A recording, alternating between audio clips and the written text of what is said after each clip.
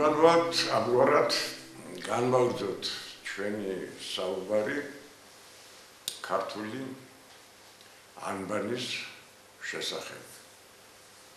ქართული ანბანი, როგორც თანდათანობით გამოირკვევა, ძველი წელთაღრიცხვის მეხუთე საუკუნის კალენდარული ძეგლია, ანუ ქართულ ანბანში დამარხულია ძველი წელთაღრიცხვის ქართული კალენდარული სისტემა.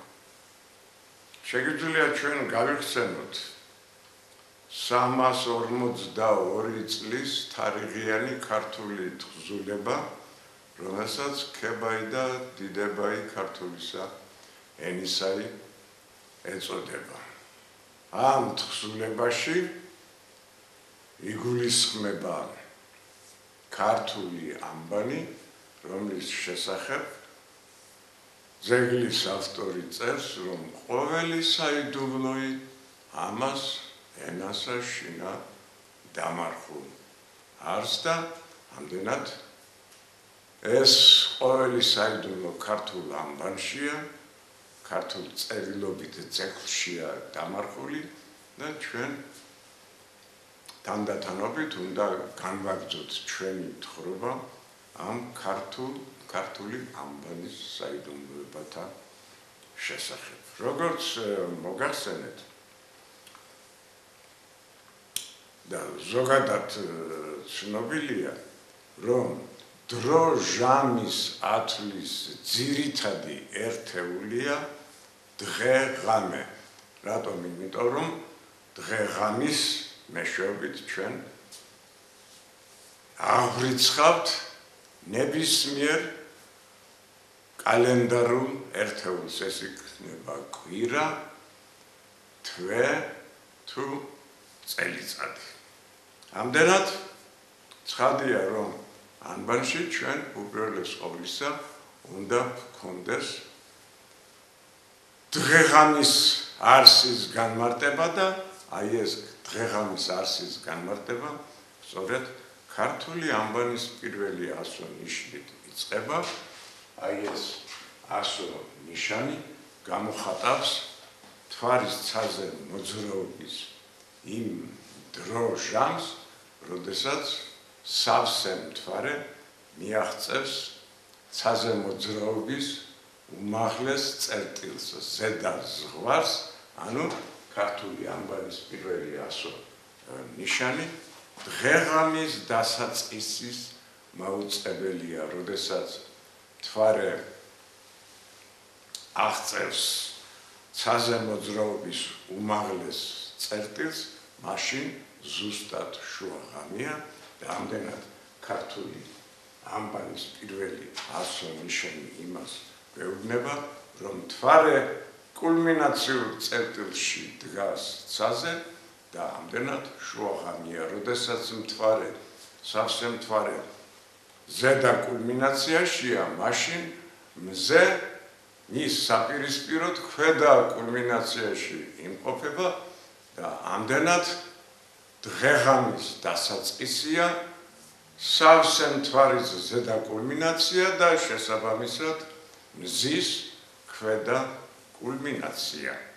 ესე იგი, ერთ შემთხვევაში ანბანის პირველი 100 ნიშანი არის დღე-ღამის დასაწყისი, ხოლო მეორე შემთხვევაში კალენდარული პირველი დღე-ღამე.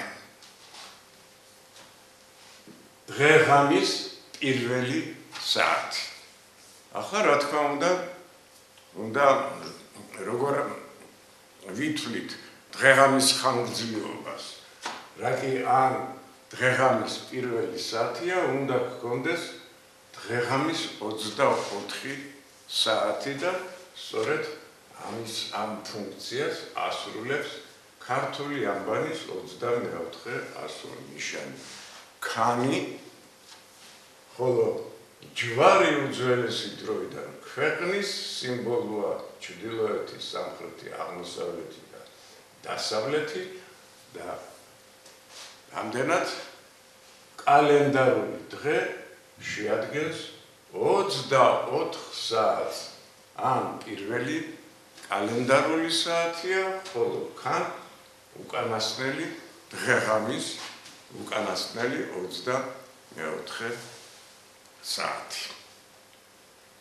Ხადია მოახსენებ მსმენელს, რომ ამავე დროს კალენდარული ერთეულების განსაზღვრა ხდება ასტრონომიულად. ანუ რაკი მთვარე ასტრონომიულად შუაღამის მივითითებს, ქვეყნის სიმბოლო აქ იმიტომ გას 24 საათის აღნიშნულად, ერთი დღე-ღამის აღნიშნულად, რომ დღე-ღამის ასტრონომიული საფუძველია დედამიწის, ანუ ქვეყნის შემოbrunება, ერთი შემოbrunება თავისი ღერძის გარშემო. ეს მე მგონი ცხადია. მაგრამ ეხლა საქმე ის არის, რომ რაკი ქართულ ამბანს ან ბაბილონური მთვარის ღმერთი განაგებს, ქართულ ამბანში უნდა გქონდეს ბაბილონური მთვარის კალენდარი. და ეს, როგორც ქვემოთ დავინახავთ, მართლაც ასია. მაგრამ მთვარის კალენდარული თვის დასაწყისი იწყება არა სავსე მთვარეს, ხოლო ანბანის პირველი ასო ნიშანი სწორედ სავსე მთვარის ასტრონომიულად სავსე მთვარის მნიშვნელობით იკითხება.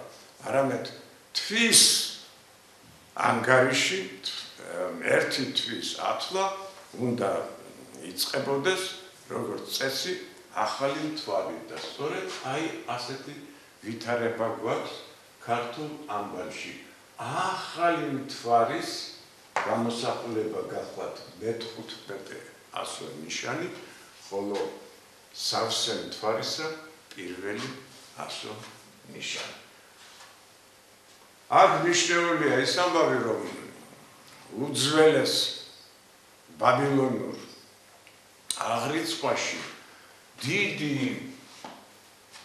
დიდი ნახევარ დიდი რკალი აღნიშნავდა რიცხვს 60, ხოლო მომცრო რკალი აღნიშნავდა 1-ს და აი ეს ვითარება არის სწორედ ასახული ქართულ ამბანში. ახალი მთვარის სახელწოდება ე, რაც 1-ს ნიშნავს, ესე იგი მთვარის კალენდარული დღეების ათვლა, რა თქმა უნდა, არ შეიძლება დაიწყოს სავსე მთვარიდან, არამედ უნდა დაიწყოს ახალი მთვარიდან.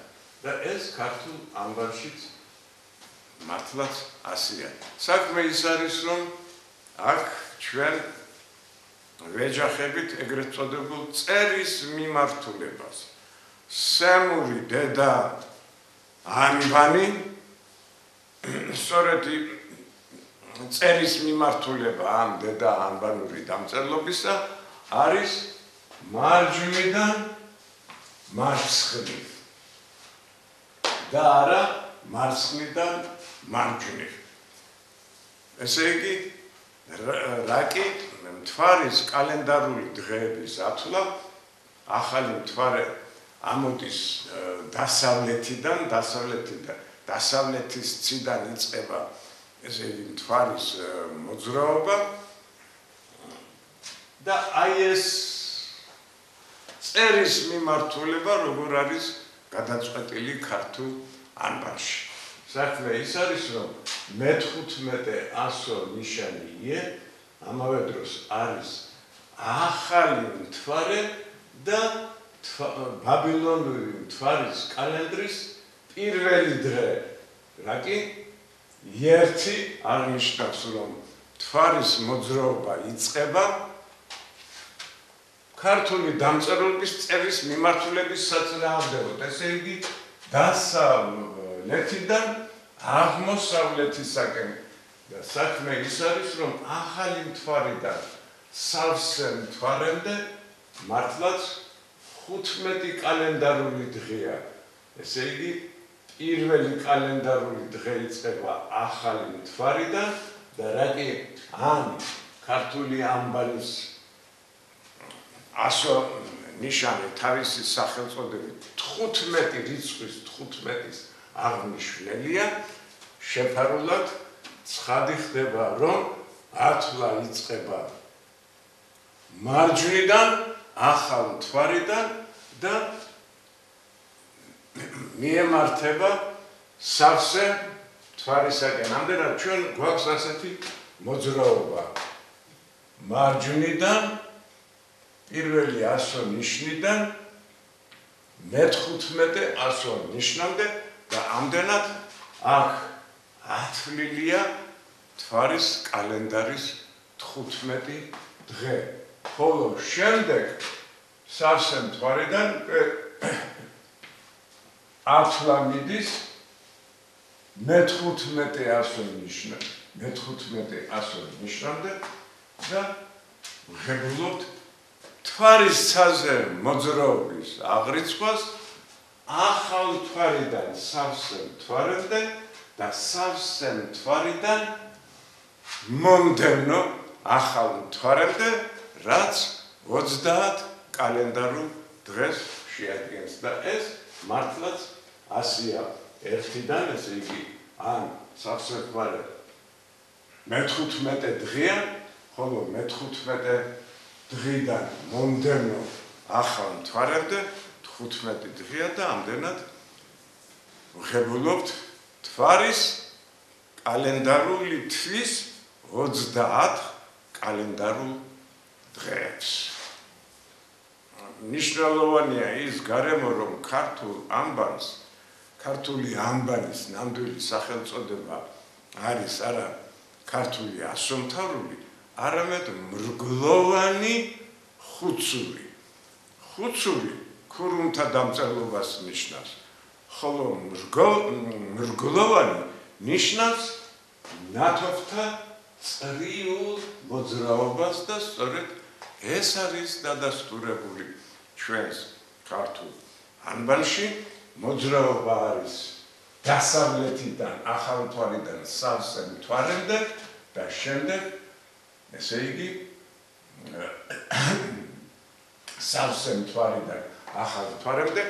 ამდენად მიწითებულია ასტრონომიული საფუძველი, რომ მთვარე მოძრაობს, წრიულად მოძრაობს და როგორც ჩანს, ქართველმა ქურუმებმა იციან, რომ მთვარე მოძრაობს დედამიწის გარშემო. მაგრამ საქმე ის არის, რომ მთვარის ბაბილონური კალენდრით მთვარის თვე რიგრიგობით ჯერ 30 კალენდარული დღეა, ხოლო მომდევნო თვე კი 29 დღეს შეადგენს. აი ეს როგორ არის განხორციელებული. ათვლა იწყება ასო, ანუ ახალ მთვარიდან მე-15 კალენდარულ დღეს, ესე იგი, სავსე მთვარია, ხოლო სავსე მთვარიდან გვაქვს მოძრაობა 9 მთვარემდე. აი ეს გახლავთ 29 ასო ნიშანი. 9 მთვარე, მართლაც საქმე ის არის, რომ მოხაზულობით ასო ნიშანი, მე-15 ასო ნიშანი ქართული ანბანისა ახალი მთვარია, ხოლო 29 ასო ნიშანი ქართული ანბანისა მცხრალი მთვარია. ამდენად ერთგზის პირველი კალენდარული თვე მთვარის წელიწადისა იწყება ახალი მთვარით და 15 დღეში მთვარის 15 კალენდარული დღეა, ხოლო შემდეგ, ესე იგი, მრგლოვანი მოძრაობის შედეგად ეს ვღებულობთ 15 ასო ნიშანს და 15 ასო ნიშანს.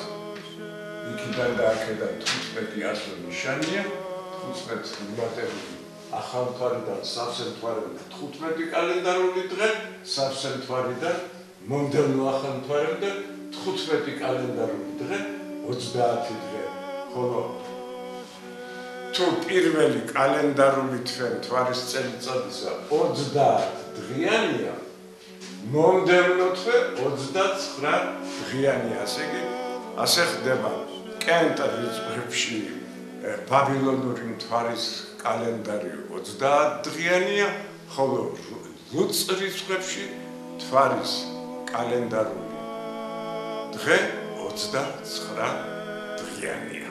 ამდენად ქართულ ამბარში ზუსტად არის ასახული მთვარის ცაზე მოძრაობის და მთვარის კალენდარული თვის ბაბილონური ათლის სისტემა და ეს ყველაფერი ასტრონომიული სიზუსტეებით არის განხორციელებული. ცხადია, რომ თუ ერთ შემთხვევაში ჩვენ აგვაქვს დღეღამეთა კალენდარული ათლა, ჩვენ ვაქვს ქართულ ამბანში მთვარის ზუსტი კალენდარული სისტემა 30 დღიანი და 29 დღიანი თანამიმდევრული აღრიცხვა მთვარის წელიწადისა და ამდენად სავსებით გასაგებია, რომ ქართული ამბანის პირველი ასო ნიშანი ან ბაბილონური მთვარის ღმერთი ქართულ ამბანში ბაბილონურ მთვარის კალენდარულ სისტემას განაგებს. დიდი მადლობა.